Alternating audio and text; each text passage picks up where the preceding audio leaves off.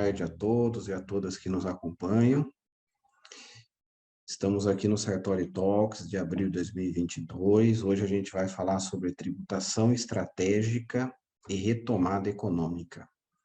Antes de prosseguir, eu quero deixar um aviso para quem tiver interesse em receber um certificado de presença, de participação no nosso evento, mandar um e-mail para daniela@sartoriadvogados.com.br.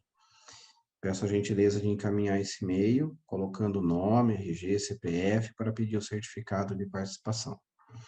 Bom, feito esse comentário inicial, depois eu vou colocar no chat essas informações também. Eu tenho a honra de anunciar hoje, o nosso convidado, Eduardo Sanches Monteiro. Eduardo, ele é um cliente do escritório, mas se ele me permite, eu posso dizer que, mais do que cliente, é um amigo nosso, muitos anos já de caminhada e um profissional muito admirado por todos aqui do nosso escritório. Eduardo, carinhosamente, é conhecido entre nós aqui por Dado. Então, já vou pedir também a liberdade de chamá-lo de Dado, para a gente levar essa conversa da forma mais informal possível, Vou apresentar, o Dado, ele é graduado pela Universidade de São Francisco, acumula experiência de 18 anos em escritórios de grande porte, atendendo demandas corporativas de natureza empresarial, comercial e regulatória, convivência na coordenação de células internas de trabalho, ênfase na concepção e execução de procedimentos administrativos e contenciosos. Exerce a função de diretor jurídico do Grupo Andretta, responsável pela área jurídica consultiva e contenciosa das empresas que compõem o grupo, assim como também pelas áreas de relações institucionais e compliance na área jurídica. Representante das empresas em negociações jurídicas de todos os gêneros, negociações regulatórias, assim como na gestão de escritórios terceirizados. Bom, então, na minha opinião, e acredito que na maioria aqui de todos, ninguém melhor do que ele para vir falar um pouco sobre tributação estratégica, gestão tributária e um momento de retomada econômica. O Grupo Andretta é um dos grupos mais relevantes no segmento de concessionárias de veículo, e acho que todo mundo compactua da minha opinião, mas, mesmo assim eu vou manifestar, o veículo automotor é um dos pilares da economia brasileira, Então, é um setor que sente tudo o que acontece na economia, basta ver a importância de empresas de transporte de cargas, transporte coletivo de passageiros, montadoras de caminhões, ônibus, veículos, todos os serviços atrelados ao mercado do veículo automotor, desde conserto, manutenção, limpeza, sem falar no mercado de autopeça, mercado de combustível, fonte de receita para o Estado, como IPVA, licenciamento, IPI, ICMS, enfim. Então, certamente o mercado se importa muito com esse segmento, e eu tenho para mim que é um dos principais aí para a economia do país, para o nosso pulmão econômico. Então, diante desse contexto, da relevância do mercado, da relevância do Grupo Andretta e ser dado uma pessoa que está à frente do jurídico de um dos maiores grupos e um dos principais segmentos do país, interessante, oportuno e extremamente gratificante para o escritório poder ter o Dado aqui, para bater esse papo com a gente. Então, Eduardo, vou começar fazendo algumas perguntas e, eu acho que é o que todo mundo está esperando aqui hoje. Você que atua no mercado, de automóveis, quer falar um pouco sobre esses últimos 2 anos, sobre os efeitos econômicos da pandemia? A gente está no momento de retomada, não estamos no momento de retomada? Se estivermos, como que será essa retomada? Qual que é a sua ideia, Qual que é a sua visão sobre tudo isso que está acontecendo, sobre esse momento que a gente está vivendo? Rodrigo, boa tarde Boa tarde, Rodrigo. Boa tarde a todo mundo que está nos ouvindo aí. Obrigado pelas palavras aí. São 12 anos já de parceria comigo, um tempo maior de vocês com a Andretta, e a gente acabou desenvolvendo aí realmente uma grande amizade, né? É um prazer muito grande estar aqui com você hoje. Entrando no tema que você está colocando, a questão da retomada econômica, nós vivenciamos aqui, em qualquer lugar no Brasil, no mundo inteiro, né? Nos últimos 2 anos, algumas coisas que ninguém nunca havia visto, né, Rodrigo? Nós tivemos situações aí, no Brasil, em março de 2020, você se recorda, nós tivemos, né, aquele negócio do fica em casa, fechou tudo e todo mundo fica em casa. Eu nunca trabalhei tanto, né? Nós nunca trabalhamos tanto, porque eram tantas incertezas, eram tantas variáveis, tantas perguntas sem resposta que a gente tinha que dar, né? O departamento jurídico era acionado, não que diariamente, era a toda hora, né? Então, assim, e a gente aprendeu muito com isso, né? Então, se a gente tomar por base o ano de 2020, que foi aquela catástrofe, né, econômica, e estou falando num nível sem setorizar, estou falando num nível geral. Viemos para 2021, que obviamente houve uma retomada, até mesmo porque a base é zerada. Alguns setores simplesmente zeraram, né, pararam, né? É evidente que houve uma retomada econômica. Nós estamos falando, até peguei uns números de curiosidade, mas 2020, 4% negativo de PIB, ao passo que 2021, mais 4,6% a nível nacional. Então, ele entregou, teoricamente, o que perdeu, mas eu não vejo como uma recuperação econômica, né? Chegamos em 22, atravessamos esse período, chegamos em 22, nós estamos no mês finalzinho do primeiro trimestre aí, do primeiro quadrimestre, né? Desculpa. O Ministério da Economia fala num PIB de 1,5%, já revisto, né? Revisto para baixo. Então, assim, não sou economista, peguei esses números para a gente poder conversar aqui para tentar contextualizar. Mas a gente vê alguns setores, né? Alguns setores se destacando. Alguns setores como o agronegócio, própria indústria, alguns setores dentro da indústria, setor de saúde, com o retorno das cirurgias eletivas puxando o setor de serviço, enfim, alguma coisa se destacando, mas de um modo geral eu sou meio cético quando você fala já está havendo uma retomada econômica, né? Eu ainda não enxergo por aí, até mesmo porque nós temos variáveis globais muito grandes. Nós temos a questão da guerra, todo mundo sabe, guerra da Ucrânia. Nós temos a questão da China. A China está parada. Há poucos minutos atrás, eu recebi de alguém aqui um gráfico do porto de Xangai, se eu não estiver enganado lá. Desculpa, eu não sei exatamente a cidade, mas parado. Não tem mais onde colocar container para dar vazão à produção. Isso aí vai impactar, na minha opinião, praticamente todos os setores a nível global, né? Então, são variáveis globais, variáveis mundiais que vão afetar diretamente a nossa retomada, não tem dúvida. Fora isso, nós temos a questão interna, né, Rodrigo? Você sabe muito bem. Nós estávamos conversando há pouco aqui, nós dois. Nós temos a questão da inflação, nós temos a questão de um ano eleitoral polarizado, né? Um ano eleitoral polarizado, extremamente polarizado, de novo, né?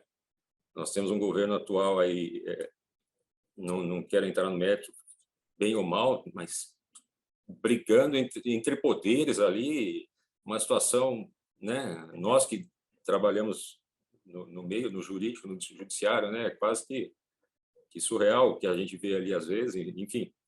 Então, assim, vejo com ceticismo essa retomada econômica para 2022, tá? Seja o setor que a gente olhe, eu sou bem cético. Eu já sou, você me conhece, eu já sou por natureza conservador, né? E a gente pensando para emitir uma opinião nesse sentido, qualquer coisa. E é assim, Rodrigo, opinião minha, qualquer pessoa que faça uma previsão hoje está fazendo com base em puro achismo, em puro chute. O dólar, semana passada, estava 4,60, hoje está 5. Ontem fechou a 4,96. A volatilidade é muito grande. Então, na minha opinião, acho que a gente tem que ir mais devagar quando a gente fala em retomada econômica. Então, e isso gera, eu vou colocar, isso pode gerar algumas oportunidades, né? Isso pode gerar algumas oportunidades, que eu creio que é o que você vai tocar de assunto aí para frente. Então, na minha opinião, ainda vejo com bastante ceticismo essa questão da retomada econômica.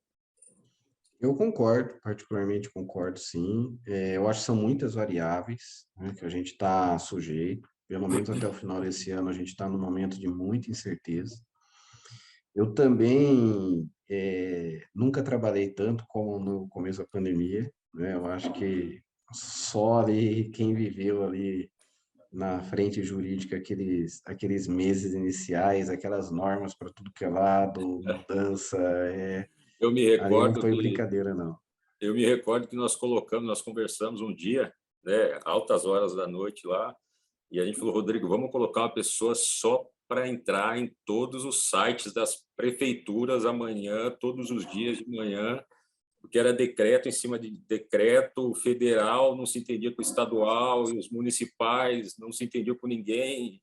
E o nosso grupo opera em 16 cidades. Foi uma loucura. Foi uma Foi loucura, uma gente. loucura. Foi uma loucura. Pode abrir? Não pode? Fecha? Não sei. É. Enfim. E Mas graças a mudava toda Deus, hora, né? toda Mudava hora, toda toda hora, hora. toda hora. É bom que, pelo menos nesse aspecto, as coisas, né, estão melhorando, Graças a né?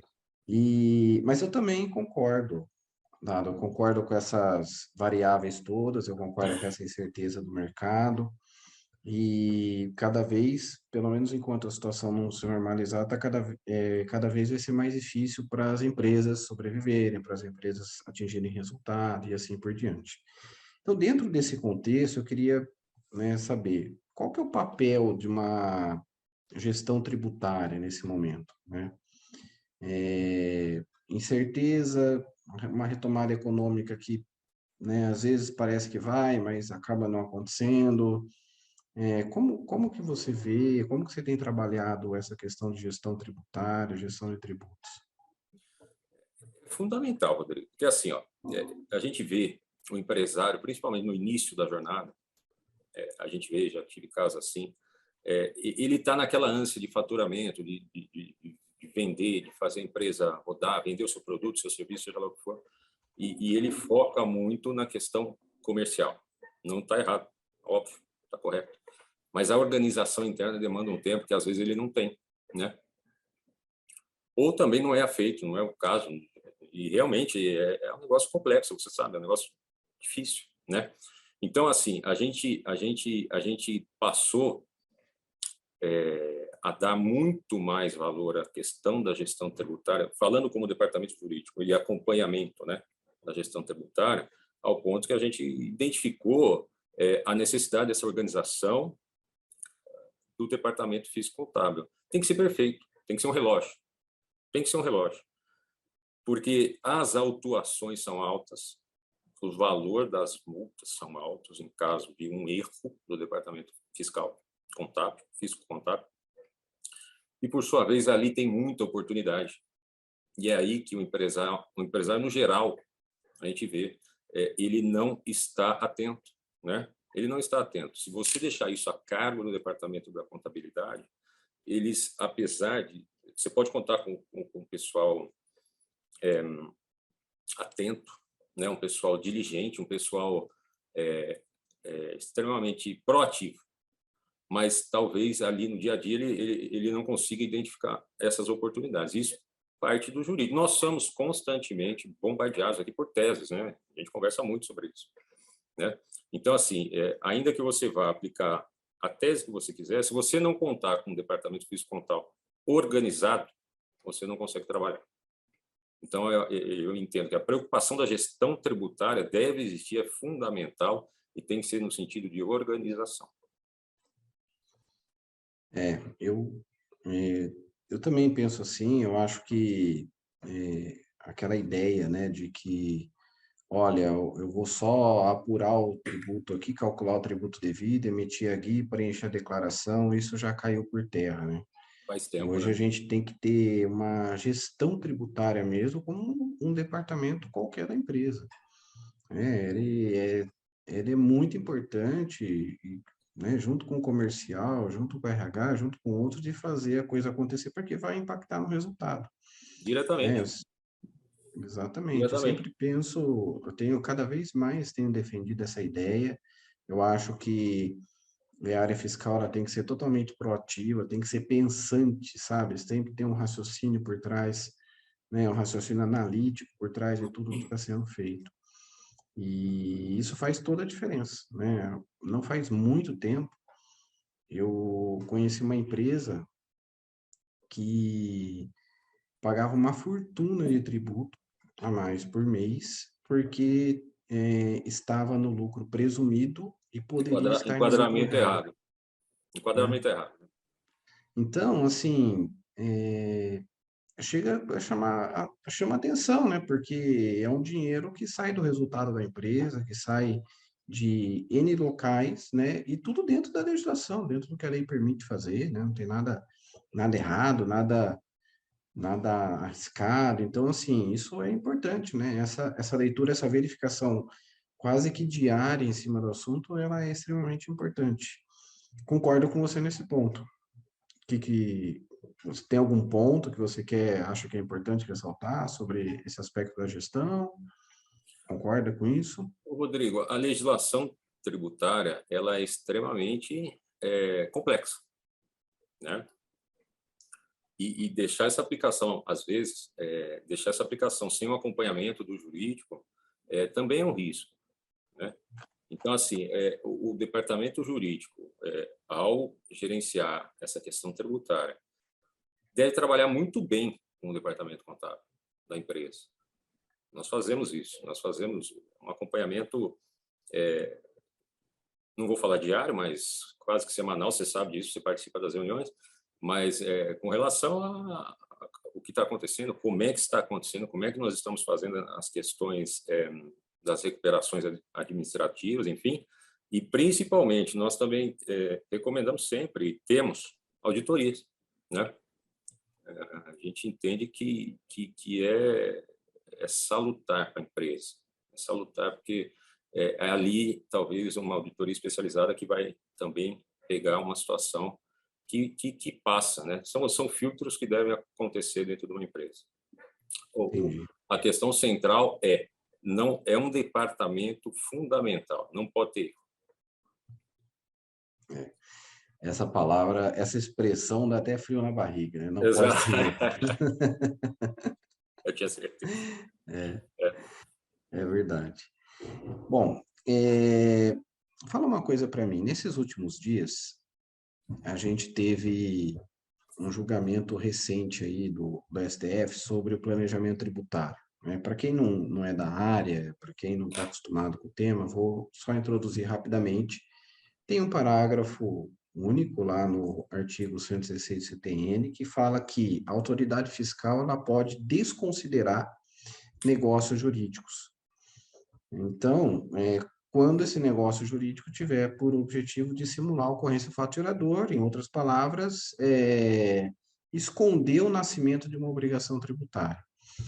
O STF julgou válido esse dispositivo, falou, olha, de fato, a autoridade fiscal pode ir lá e desconsiderar aquilo que o contribuinte fez, se o objetivo daquilo for dissimular uma obrigação tributária. No entanto, no julgamento, o STF também confirmou o seguinte, falou, olha, isso quando o contribuinte age de maneira ilícita, ou seja, quando ele tem um abuso de forma, quando ele está simulando algo. Quando o contribuinte ele atua de forma lícita, né, analisando a operação, analisando a legislação, identificando a melhor forma de submeter a empresa à tributação, isso não pode ser desconsiderado. Eu particularmente, né, gostaria que tivesse um pouco mais de precisão nessa conclusão, mas, né, essa precisão ainda não veio. Mas tudo bem. O fato é que o STF confirmou que o planejamento tributário ele é lícito, ele é viável e ele faz parte realmente do dia a dia da empresa. O que você acha de planejamento tributário? Faz parte do dia a dia da empresa. Tem que ser, não pode ser diferente, né? A gente pensa assim, quando você fala em gestão tributária, todo e qualquer negócio que emite uma nota fiscal tem, né? Boa ou ruim, organizada ou não, departamento interno, contador externo, existe, né? Mas pouquíssimos empresários hoje utilizam do planejamento tributário. Nós temos colegas aí, até colegas em comum, que a gente conversa muito, e às vezes eu solto um assunto, às vezes o colega não está ciente, não está sabendo ainda. Um negócio que já está em pauta há bastante tempo. Então, assim, o planejamento tributário é economia para a empresa. Ele é caixa, ele vira diretamente caixa da empresa. Por quê? Porque é uma forma inteligente de você recolher os seus tributos, né? Fala-se planejamento tributário. No primeiro momento, o empresário ele pode pensar o quê? Ele pode não vou pagar imposto, é nada disso, né? É aquela questão. A gente precisa entender o que a gente vai trazer de benefício para a empresa, ponderando sempre a questão do quê? Não trazer uma economia que lá na frente represente também um baita de um problema, né? Tudo isso passa por um planejamento estratégico tributário, na minha opinião. E assim, por favor. Desculpa te interromper, posso falar? Pode Não, por concluir. favor, vamos lá. Não, é que eu ia aproveitar o gancho, né, que você falou assim, falou, olha, eu não posso trazer uma economia que represente um problema lá na frente. Eu já queria aproveitar esse ponto para falar sobre recuperação de crédito tributário, que é um tema extremamente recorrente hoje no mercado, né? Então, eu vejo isso acontecer o tempo todo e existe, de novo, né, para quem não é da área, só fazendo uma introdução. Existem basicamente dois tipos de recuperação de crédito tributário: a recuperação extrajudicial ou administrativa e a recuperação judicial. O que é recuperação de crédito tributário administrativa? Eu entro na apuração dos tributos, entro na contabilidade da empresa, identifico eventualmente que a empresa pagou a mais e faço o pleito de recuperação desses valores e vou realizar normalmente compensações. Então, eu vou pegar o tributo corrente que eu tenho a pagar hoje e vou compensar com o crédito tributário que eu levantei fazendo os meus cálculos internos. Essa é a recuperação administrativa. E a recuperação judicial? Recuperação judicial significa eu vou entrar com uma ação no judiciário para pedir um posicionamento do judiciário a respeito de eu ter ou não que pagar determinado tributo, estar ou não sujeito a uma determinada obrigação e, eventualmente, fazer a recuperação desse valor lá na frente, se a decisão judicial for favorável. E é aí que surgem esses julgamentos bilionários que são noticiados no Brasil inteiro. Então, né, te cortei e vou perguntar de novo. Recuperação administrativa, recuperação de crédito tributário administrativo. O que você acha disso? O que você pensa a respeito? Você usa, não usa? O que vem à sua cabeça? O Rodrigo, é assim, ó, a recuperação de crédito administrativa, ela é maravilhosa. Porque ela gera, além de gerar, naturalmente, uma expectativa positiva no empresário, no diretor, naquele seu cliente, que você vai trazer dinheiro para ele, né? Ela gera resultado imediato, né? Dependendo do que a gente estiver fazendo, ela gera resultado imediato. Ela injeta dinheiro no caixa da empresa de forma imediata. Então, assim, ela é segura do ponto de vista de risco. Toda recuperação judicial tem o seu risco e a gente conversa muito sobre isso.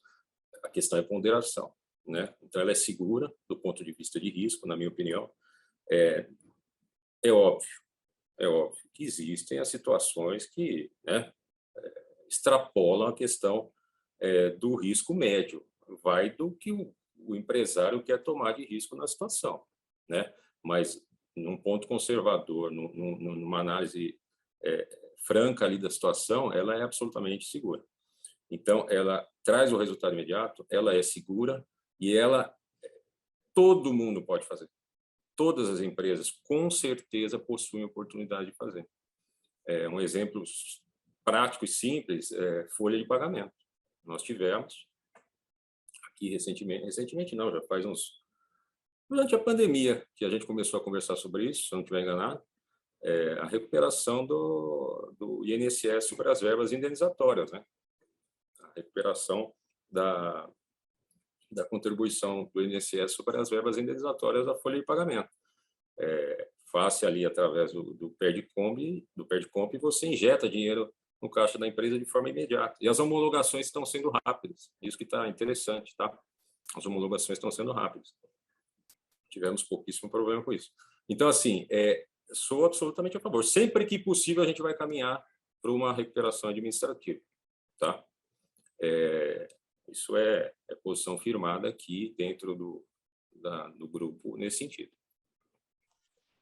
Só, se você me permite, só abrir um parênteses, né? O risco da recuperação administrativa, até para ilustrar para o pessoal que está participando aqui com a gente, ele está na natureza da verba, né? Então, eu tenho que ir lá na origem, ver o que ensejou aquele recolhimento, né? Ver qual é o posicionamento, né, do judiciário, do CARF, dos próprios órgãos fazendários a respeito daquele montante que foi pago para verificar o grau de risco que tem na recuperação daquele valor, né? Exatamente. E aí é feita a ponderação, exato.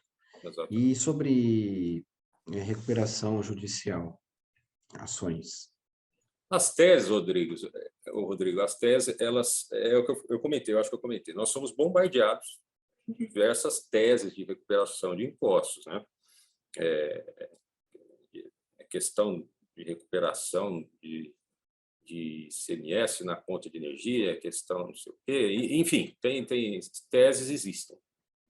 Mas cai naquela questão da ponderação também que eu falei anteriormente.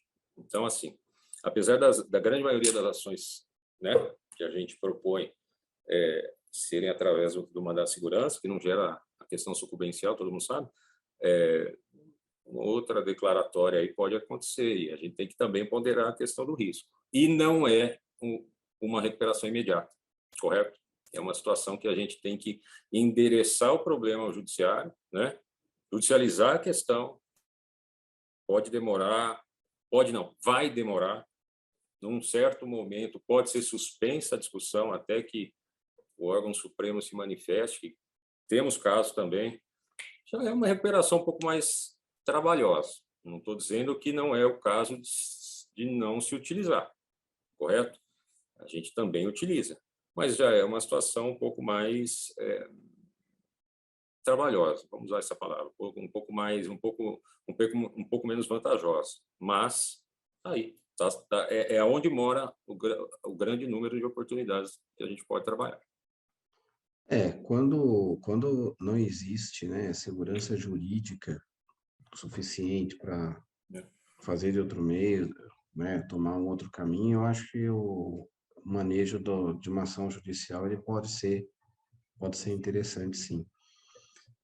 Mas é lógico, né? O caminho judicial sempre tem risco, sempre tem a incerteza do julgamento que vai vir do judiciário, né? A gente não sabe como que o assunto vai ser pacificado, inclusive em autos de infração. Ultimamente eu tenho visto por parte das empresas que vêm a tomar um auto de infração uma ponderação, né, sobre se aproveita aquele desconto que às vezes a Fazenda Pública dá para o pagamento imediato sem impugnar, porque não sabe qual vai ser o posicionamento do judiciário.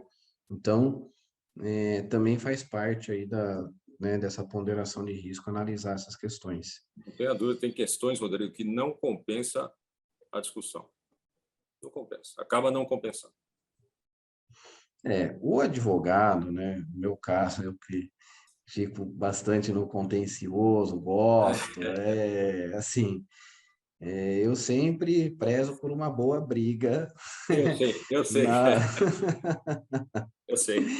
na matéria tributária. Então, eu sempre vejo uma tese ali, eu sempre estou tentando levantar argumento, enfim. Eu sei. Mas logicamente que a discussão sempre vai partir por uma.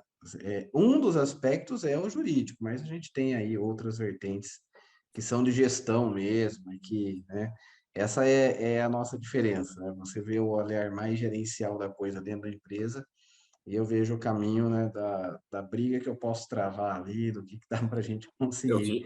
E é E o isso quanto mesmo, né? emocionante vai ser aquela briga, Já aconteceu várias vezes, né? de várias vezes. Antes de uma reunião de conselho, eu ligar para você e falar, Rodrigo, ó, ponto, ponto, ponto, e você acaba me convencendo, não, vamos partir para ação, né? Ou não, vamos partir. Ou eu acabo te convencendo, né? Não, vamos encerrar aqui e acabou, entendeu? É fato, É, é verdade. faz parte, né? A gente tem Exato. que, né, criar o equilíbrio aí. Legal. É, bom, sobre essas decisões, sobre posicionamento do judiciário, Tá. né, discussões, teses, o que você acha que teve de relevante aí nos últimos tempos, que vale a pena comentar? Decisão judicial importante, relevante para o segmento de vocês, né, para essa indústria do veículo automotor? Ô, Rodrigo, eu acho que um ponto de destaque que eu citei assim, mas não entrei em detalhe, que a gente deve falar, é a questão da restituição do ICMS-ST, né? Esse para nós, nos últimos 3 anos, nós começamos a trabalhar nisso antes da pandemia, eu me recordo, mas foi durante a pandemia que a gente conseguiu, com todas as dificuldades, conseguiu efetivamente o resultado, que é a questão da restituição do ICMS-ST. A CAT 42, a portaria CAT 42, ela foi editada em 2018, se eu não estiver enganado, né? 2018. E pouquíssima gente sabia trabalhar com aquilo lá. Eu me recordo que numa das reuniões que nós fizemos, você participou, com o pessoal do contábil aqui também, com os auditores, enfim, a gente tentou dissecar a portaria para ver como é que a gente ia fazer para dar início ao processo da restituição, né? Nós fazíamos a nossa parte, porém, a gente começou a esbarrar em situações interessantes, porque o próprio servidor estadual não sabia. A gente chegava lá, ou pediu orientação, ou para fazer o protocolo após o envio dos documentos, enfim, e eles não sabiam, eles não tinham o procedimento, né? Foram várias situações, como a gente fez de todas as empresas, foram várias situações que isso ocorreu. E foram as dificuldades. Literalmente, a gente foi aprendendo, né, fazendo. E é, eu me lembro que a gente teve que desenvolver, voltando ao começo da nossa conversa, a integração dos departamentos, né? A gente teve que desenvolver, eu, o jurídico, o gerente, o diretor contábil, a gente teve que chamar o pessoal do TI, desenvolver um robozinho. Você lembra disso? Um robozinho no qual ele fazia a apuração no layout da receita estadual para o Cefaz entender o que a gente estava mandando. Foi assim, vale destacar isso daí. Por quê? Porque além do trabalho, né, extremamente difícil de acontecer, eram valores extremamente relevantes para a nossa operação, né? Então, assim, o automóvel ele gera esse crédito quando você dá o desconto do carro, enfim. Não vou entrar na questão técnica, mas enfim, quando você dá o desconto do carro, a diferença do ICMS era muito alta, né? A gente não podia deixar passar. Para você ter uma ideia, até hoje, nós estamos em abril de 22, eu tenho vários, mas vários amigos, colegas de outras empresas que não conseguiram fazer, que não, até hoje não conseguiram fazer, ou não conhecem o tema, né? Então, assim, é a importância do quê? Daquela questão que nós falamos, do acompanhamento da legislação, do acompanhamento do departamento contábil redondinho para você conseguir desenvolver esse tipo de recuperação. E essa dificuldade, mesmo tendo decisão judicial já pacificada, já irrecorrível, de que o contribuinte tem direito, né? Não tinha mais discussão, não tinha mais discussão. Era fazer, pegar o carimbo do Estado e levar para a montadora para ela se acreditar, né? Então, é mais uma discussão. A hora que você entregava, eles também não conheciam o que estava acontecendo, né? Exigiam um processo que a CAT não pedia. Aí gera um comentário também daquela questão que a gente falou antes.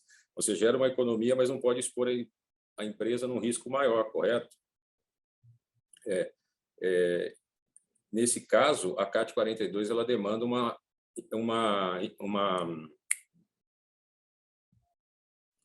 investigação, o termo sumiu, mas ela demanda uma avaliação dos técnicos, né, da Cefaz na contabilidade da empresa. E ela não se restringe ao que você está pedindo de restituição. Ela é sem limites, né? Então, você tem que estar organizado, você tem que estar também confiante no que você está fazendo ali. De repente, Exato. você vai expor a empresa a uma situação, você cria uma expectativa e pode vir um problema depois, entendeu? Que é aquela história da economia acabar gerando um problema maior lá na frente e não Exatamente. compensar mexer. Exatamente. É isso mesmo. Só quem acompanha, só quem tem um olhar atento, só quem trabalha em cima mesmo tem isso na mão para ter segurança de dar sequência, né? E é o que eu estou te falando, Rodrigo. Às vezes a gente acaba esse softwarezinho, esse TI, esse robozinho que foi feito, a gente acabou até compartilhando com colegas aí para tentar, né, ajudar, porque o pessoal realmente... E é muito complicado, de fato. É complexo. Quem fez sabe. É verdade. É complexo todo o procedimento, do começo ao fim. Do começo ao fim. Desde preparar até vir o retorno e tudo que acontece nesse meio de caminho não é fácil, não.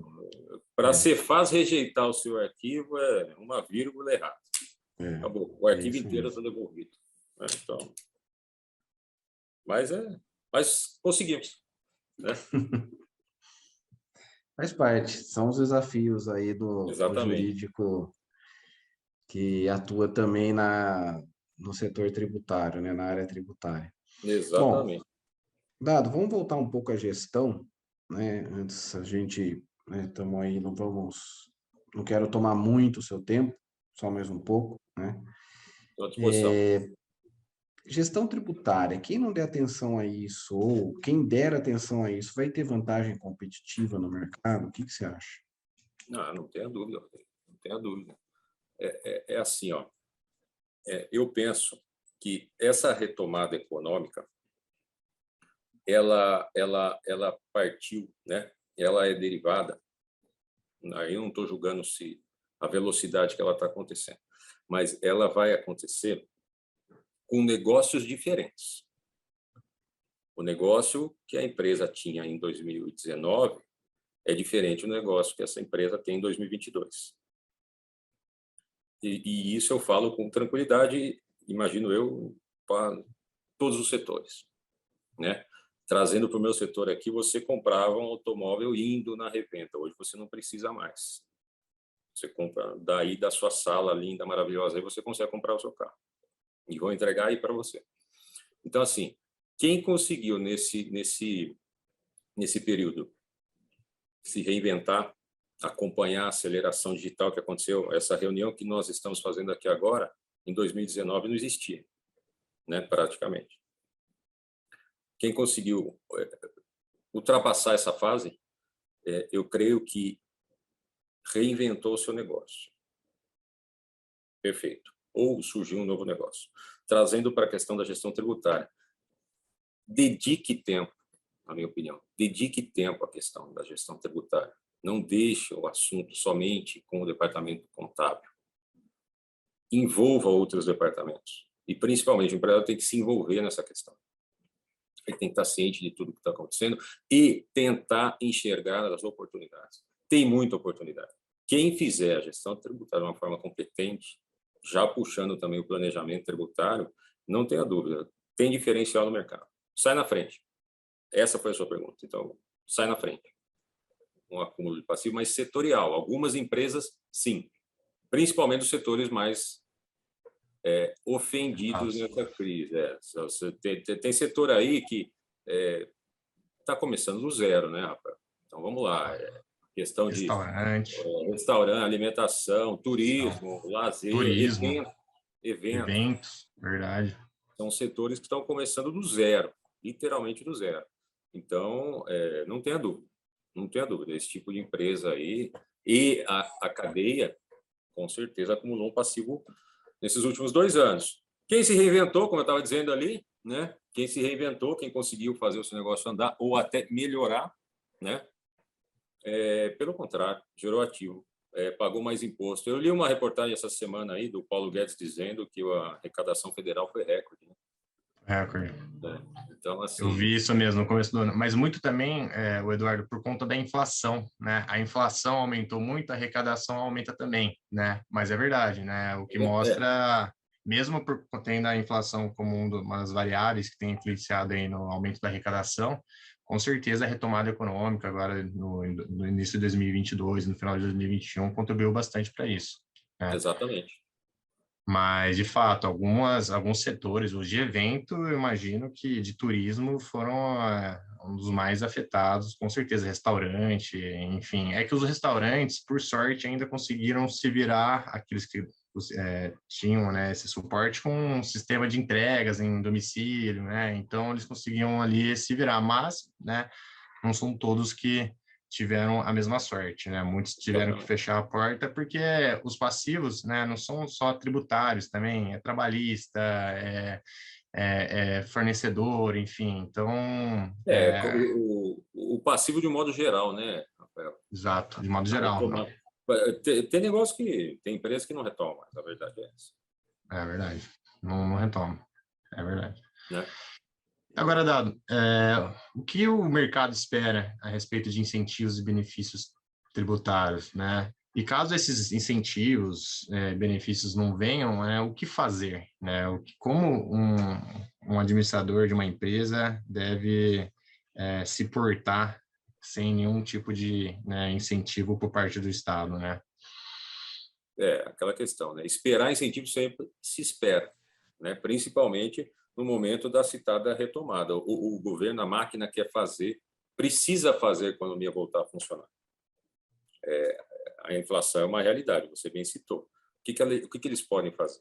Então, assim, esperar, se espera. A questão é que tamanho de incentivo que vai acontecer. Final de fevereiro, houve o decreto da redução do IPI. Até 25%, já fala-se em aumentar, não é isso? Automóvel ficou em 18,5%. 18,5%, isso. 18,5%. Uhum. Então, assim, mas ao passo que,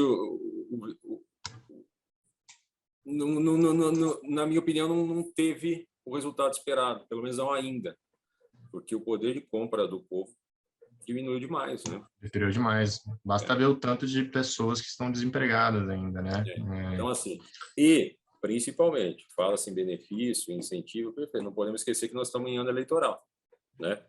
Também passa por uma questão de dificuldade de acontecer, né? Em alguns casos, impossibilidade. Então, o que fazer? Fazer o que a gente está conversando há uma hora, questão do planejamento tributário estratégico e buscar oportunidades onde existe. E não tenha dúvida, existe. Existe. Existe. É verdade.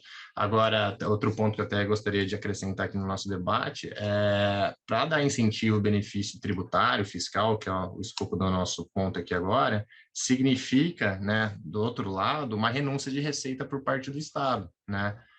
E o Estado quando eu digo Estado, é União, Estado e município, eles vêm de uma crise econômica que não é de agora, da pandemia. É uma crise que vem lá de 2014, são déficits fiscais, né? É mais despesa do que receita, né? Nos últimos 8 anos, né?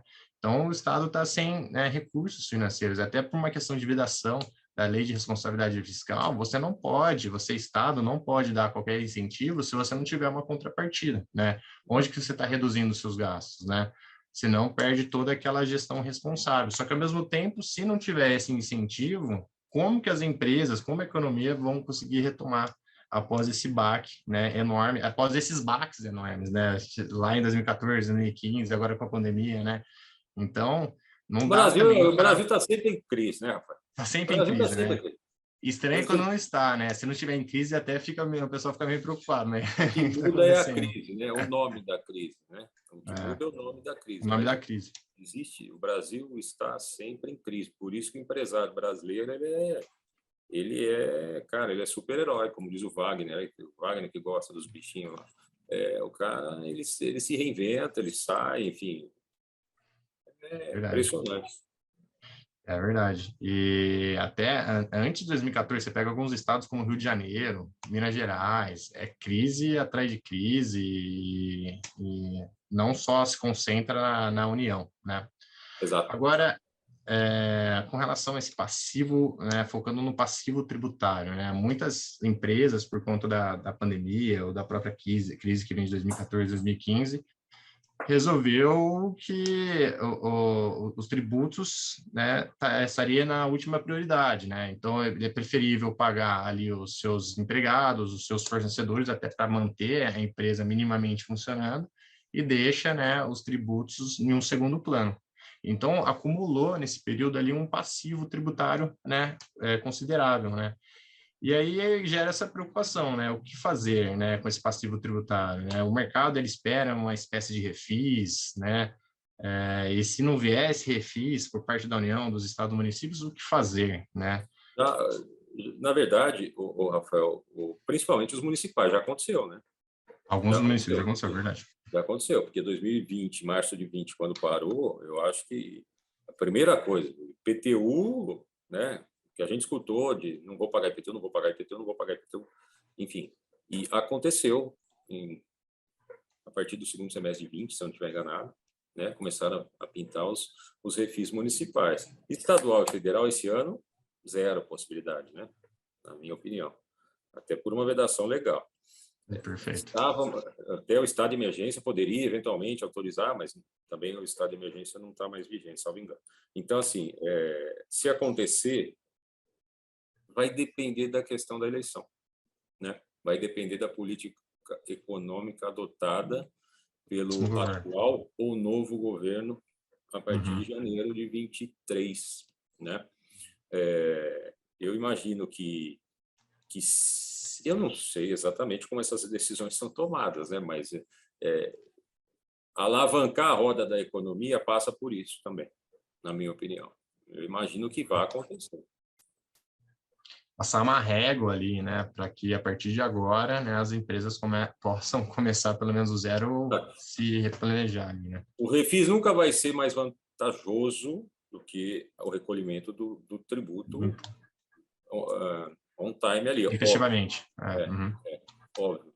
Mas, às vezes, também é uma questão de planejamento tributário estratégico, né? Também existe essa priorização num certo momento para um acerto futuro.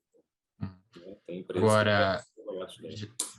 O que eu tenho sentido antes, ano após ano, tinha uma espécie de refis, né? Mas agora já faz um tempo na União, né? Por parte da União. Mas Da União, eu nem lembro, hein? Acho que já faz um 18. tempinho, então. Acho que foi antes até.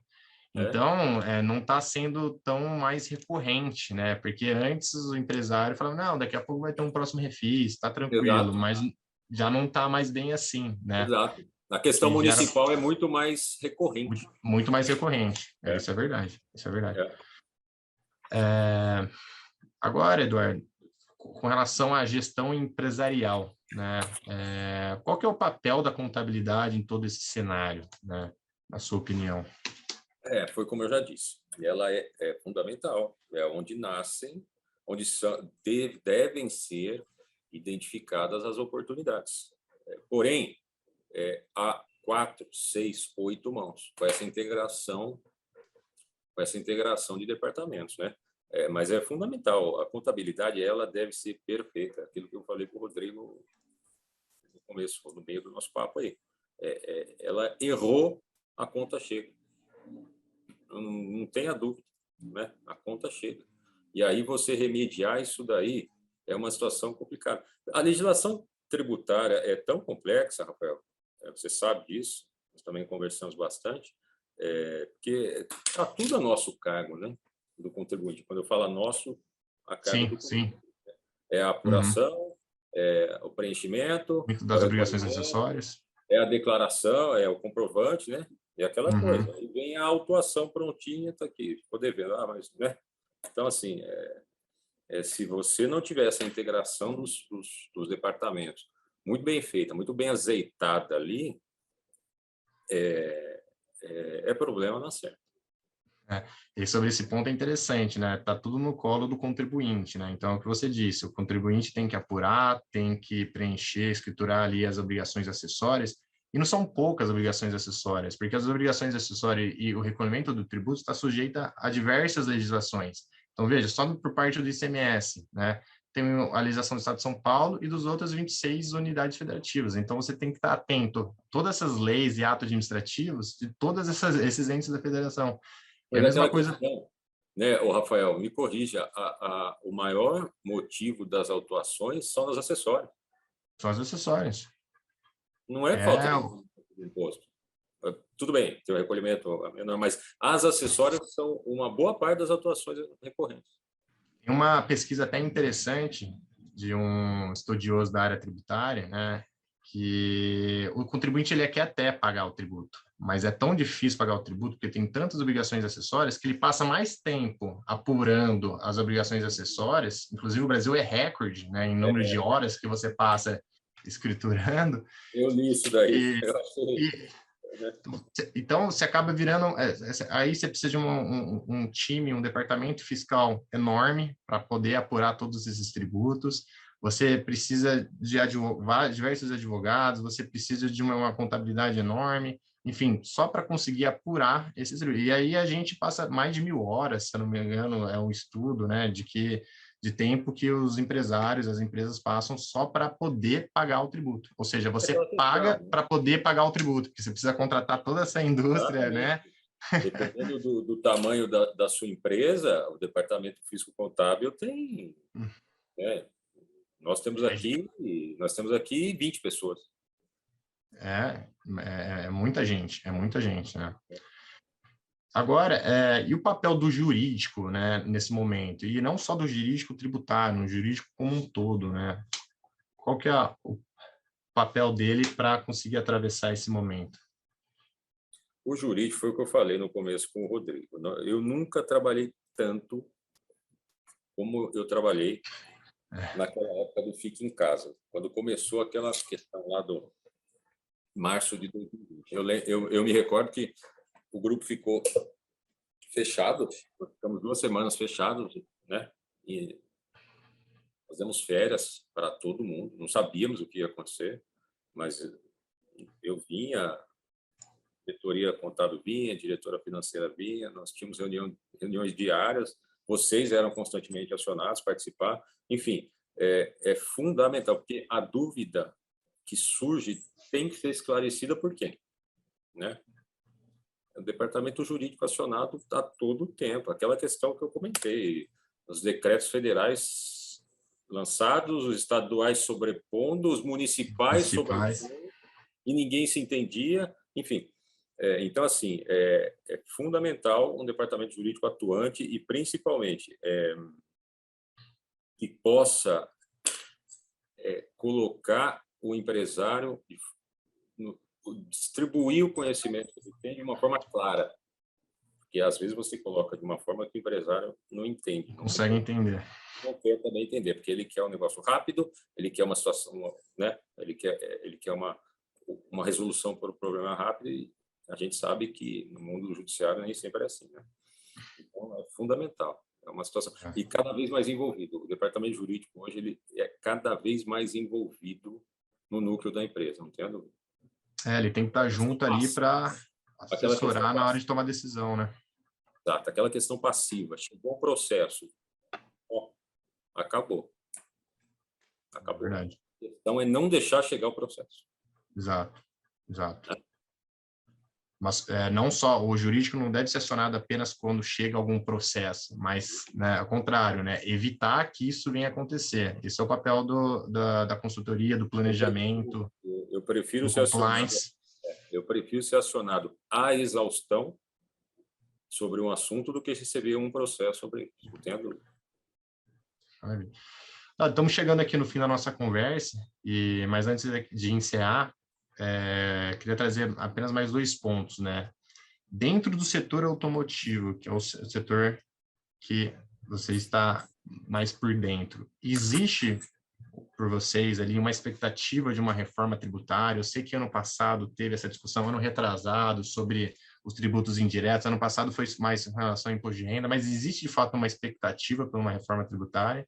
E se sim, quais são os principais pontos que ela deveria abranger? Eu já sei que sua resposta vai ser parte dela falando assim, estamos em ano eleitoral. Ano eleitoral é difícil realmente ter uma reforma tributária, mas existe uma expectativa, pelo menos a curto prazo? É assim, Rafael, eu entendo que se houver, eu acho que vai existir. Precisa, né? Quando, né? A questão é o lapso. Mas ela vai ser setorial, ela vai ser geral, ela não vai ser setorial. Não vai ser dedicada ao setor automobilístico, ou dedicada ao agronegócio, ou dedicada à indústria. Tá? Ela vai ser geral. Por quê? Porque é uníssono. Qualquer pessoa que você converse, que você fale, seja operador do direito, empresário, servidor público, não importa, precisa desburocratizar a situação. Né? Hoje é o que você bem citou aí. Você gasta 1.000 horas por ano numa empresa para apurar quanto que eu vou pagar. Né? Então, assim, eu acho que a reforma vai caminhar nesse sentido. Quando se fala em reforma tributária e pensa-se, né, pagar menos imposto, não acho que é o caso. Não acho que é por aí, não. Eu acho Até pelo aquilo que eu te falei, né? O Estado tem muito gasto, né? Como é que você vai reduzir? Exatamente. Eu acho que ela vai caminhar muito mais para a situação operacional do que uma situação de diminuição de impostos. Não acredito.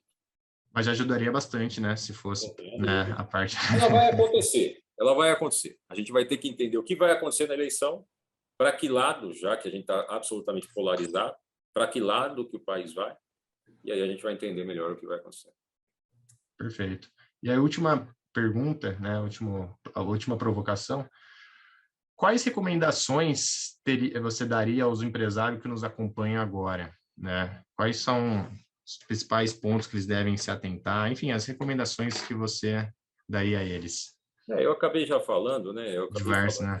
Eu já acabei citando vários aí, mas é primordial que o empresário tenha em mente que existe um mar de oportunidades na questão da recuperação tributária, no planejamento tributário.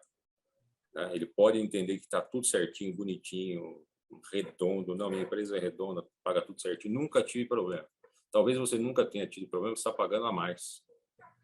O Rodrigo deu exemplo lá, né? Por estar enquadrado num regime, né, errado, né, não mais adequado, o contribuinte acaba pagando, a empresa acaba pagando muito mais. Enquadrado errado ali, ele também está dançando, entendeu? Então, assim, a gente precisa ter, o empresário precisa ter isso em mente. Como é que ele faz isso? Dando mais atenção a essa questão. O departamento contábil, fiscal, a um bom jurídico, se não interno, um terceirizado que acompanhe, que acompanhe a questão da legislação, que ofereça as teses, que aponte os riscos, que pondere a situação, que ajude. A decisão nunca vai ser nossa, né?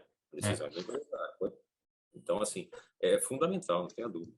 A preocupação principal é fazer a empresa, óbvio, faturar, vender, gerar caixa. Caixa é o pulmão da empresa. Uma empresa que não gera caixa não respira. Então, a partir do momento que ele olhar para um planejamento estratégico tributário que injeta dinheiro no caixa dele, ele vai entender o que é. Exato, exato. E você trouxe um ponto interessante, né? Porque não é apenas uma assessoria em específico e pontual, é acompanhar, você utilizou a palavra correta, acompanhar, é um trabalho único, né? É um assessoramento, né, que deve estar acompanhando a empresa, né, no decorrer das suas atividades. Exatamente. Eduardo, chegamos ao fim aqui do nosso Sartori Talks. Eu gostaria, em nome do escritório Sartori, agradecer bastante, imensamente o seu tempo e sua disponibilidade para conversar aqui conosco. Eu tenho certeza que aqueles que acompanharam o nosso bate-papo tiveram um grande proveito, né? Porque a nossa intenção aqui é sempre contribuir com a comunidade jurídica e empresarial, levando informação de qualidade com auxílio em razão do difícil dia a dia que os profissionais e empresários têm que lidar, enfrentam, né? Então, em nome do escritório, também agradeço a todos os presentes que vieram prestigiar o Sartori Talks de abril de 2022. E eu desejo a todos aí uma excelente tarde e um grande abraço, em especial para você, Dado. Rafael, muito obrigado. Obrigado ao Rodrigo pelo convite. fiquei muito feliz, tá? O Bruno, o pessoal do Sartori aí, nós já estamos juntos há bastante tempo, a gente tem uma sinergia muito boa de trabalho, fiquei muito feliz do convite, espero que tenha, de alguma forma, contribuído com a nossa experiência aqui e estou sempre à disposição, sempre que precisarem, a gente está online, tá bom? Muito obrigado, boa tarde a todo mundo aí que perdeu tempo com a gente aqui. Obrigado, Dado. Um abração, uma ótima tarde a todos. Muito obrigado.